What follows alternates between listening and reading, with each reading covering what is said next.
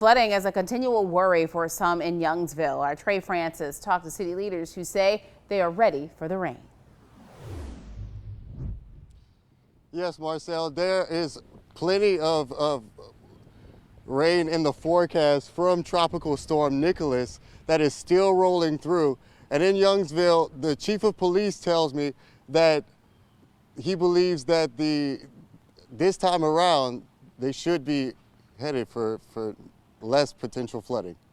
Our ditches are starting to fill a little bit, but if it stays at this pace, we're able to drain pretty regularly. Youngsville city leaders say they learned from severe flooding in the past to prepare for the future.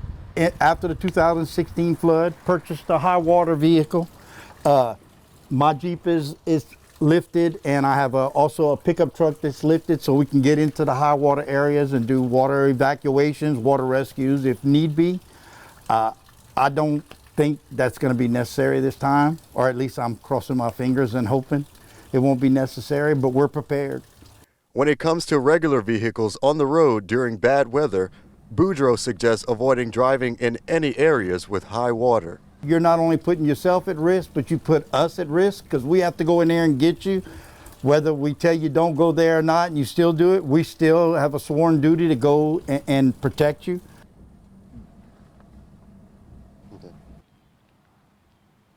Now, in the case of any potential flooding in the area, authorities put barricades just like these all around potential flood areas. Now, if these barricades are moved, you can be fined up to $450.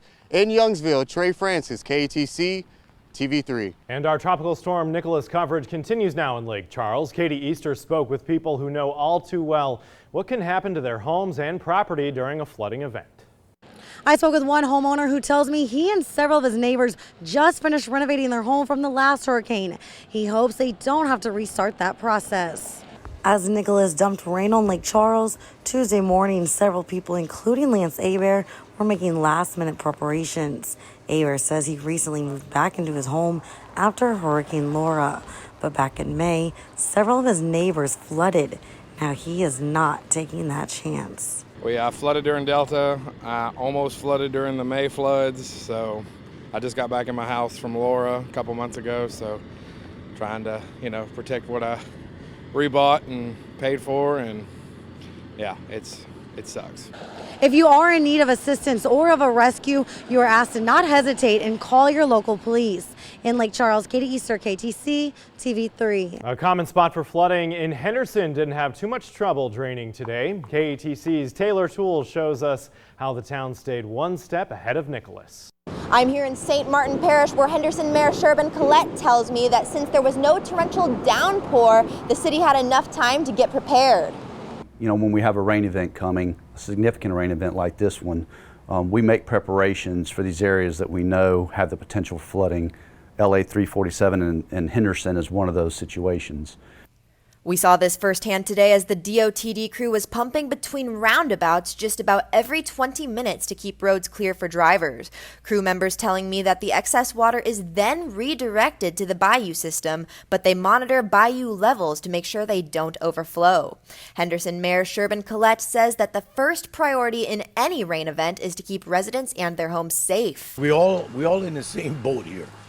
All the parishes in our area, most of the villages in the town of Henderson is actually built at one point in time. It was the Atchafalaya Basin.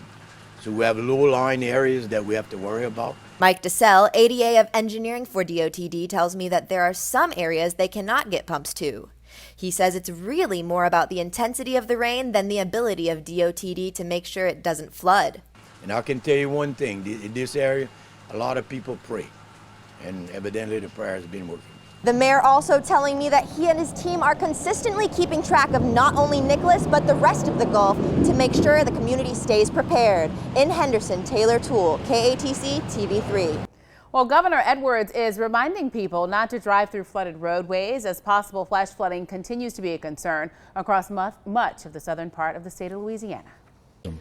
It's also very important that individuals not drive on flooded roadways. As you should know, it doesn't take much water in terms of depth or current to actually move a vehicle completely off the road into a ditch or a waterway. And quite often we do have individuals who drown, especially when we have these types of rain events where the primary risk is through flash flooding. And that's what we're seeing with respect to Nicholas. Coming up, many students across Acadiana didn't have school today, but what about tomorrow? The updated list coming your way at 6:19. And more on and off tropical showers. How much more rain will we see? We'll talk more about that and have the True View forecast right after the break.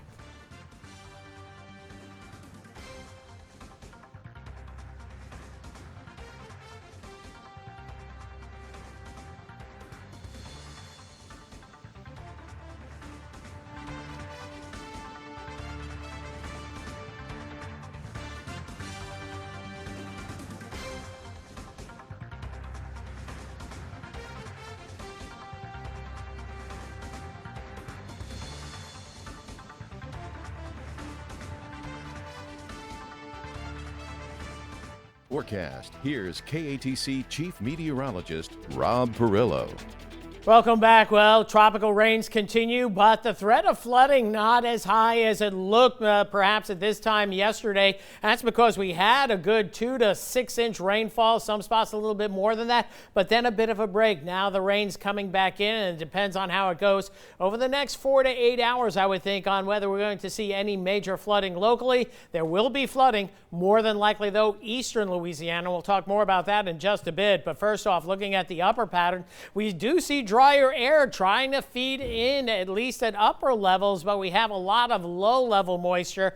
And sometimes people are fooled that, oh, this drier air is going to come in, it's going to knock the rain chances down. And it looks like, oh, yeah, the drier air has reached Acadiana, but we'll show you the radar. That is not the case. A little bit aloft, and sometimes that drier air can actually force and enhance thunderstorm activity. So that's what we'll be watching. Mostly moderate to occasionally heavy rains across much of Acadiana. We can see the center of our circulation over here in southeast Texas. Heavier showers and storms mainly offshore toward Mississippi and Alabama. Not so much here in Louisiana. So that could be a little bit of the dry air helping us out. Nonetheless, flood watches continue for Acadiana through tomorrow evening. Additional amounts of 2 to 4 likely for most. Isolated amounts could be higher, but that's mainly going to be toward southeast Louisiana, areas that don't need the rainfall. So this is what's fallen so far as estimated by the Doppler, which usually underestimates tropical rainfall, but the areas of green to yellow corresponding to maybe 3 to 4 inches of rain. Hotter spots with storms that were persistent yesterday over by Baton Rouge, East Baton Rouge Parish.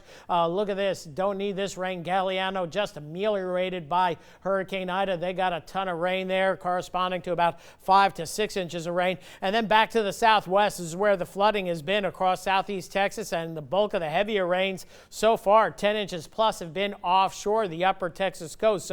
So far so good, but tropical showers and some very heavy downpours ongoing across portions of Acadia Parish. More moderate rains to the north, and we see these tropical rain bands coming in from the south and moving to the north. And you don't need a whole lot in the way of thunderstorm activity. If this line continues to go over the same spot, you're going to accrue 2, 3, 4 inches of rain in a short period of time.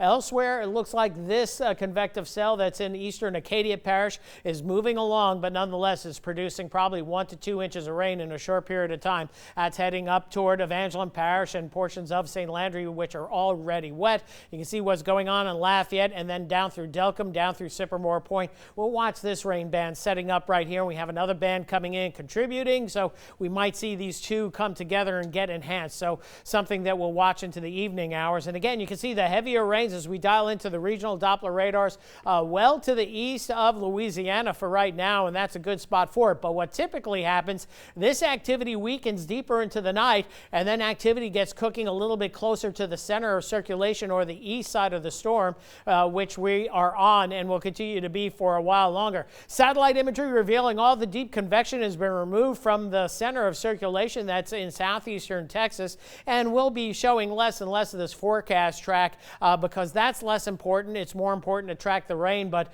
Hurricane Center keeps this low in Acadiana at least through Thursday, and I'm going to show you the graph model that keeps it here through at least Friday. Here's the short-term predictive radar model picking up on the heavier rains that are ongoing right now. So on and off locally heavy rains at least through 10 or 11 o'clock tonight. By midnight, that heavy rain axis should be shifting a little bit farther to the east, but notice we'll still see on and off tropical showers. And again, this is the hour-by-hour predictive radar model that I'm sending out to our KATC weather app every 2 hours, so you'll see a fresh run and how much rainfall is going to fall. This gets us through the next 15 to 16 hours. You can see the center of circulation perhaps in southwest Louisiana by tomorrow morning, and additional rainfall just over the next 15 to 16 hours, 2 to 4, still a good bet. And you can see it's going for higher Mount St. Mary Parish. But remember, last hour we were showing Jeanerette coming in with 9. Well, that changes, and these models change all the time. They're for guidance purposes. You can't take the numbers to the bank. And as we look at the graph model, same situation, 2 to 4 likely.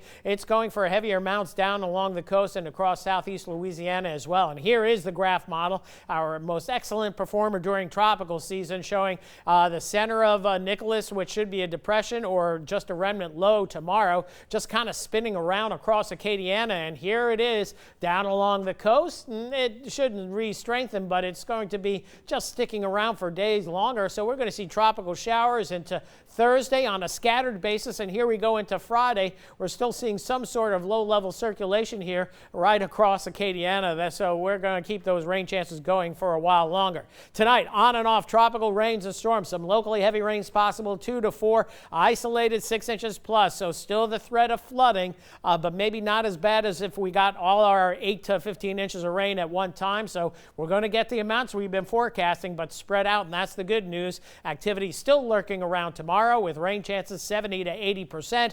We'll tone it down hopefully to 50 to 60% for Thursday, Friday, but we'll reassess that later on this evening. Pretty decent rain chances into the weekend, and hopefully back to a little bit more normal pattern as we go into next week. Guys. All righty. Thank you, Robin. Still ahead on KATC, the anticipation of Hurricane, now Tropical Storm Nicholas. Cause some closures in our area. We'll update those, including school closures, right after the break.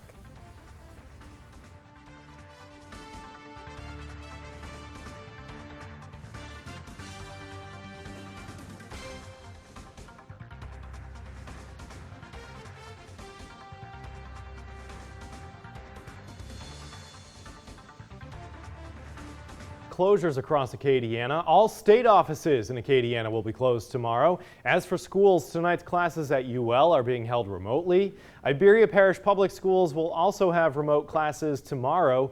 Lafayette, Acadia, Evangeline, St. Landry, Vermilion, Jeff Davis, and St. Martin Parish, those schools will resume with in-person classes tomorrow. Well, Lafayette Transit is expected to resume full services tomorrow morning at 8 o'clock. However, they are ending service early tonight because of Nicholas. Services will be suspended starting at 7, but picking up again tomorrow morning at 8. And still ahead right here on Acadiana's News Channel at 6.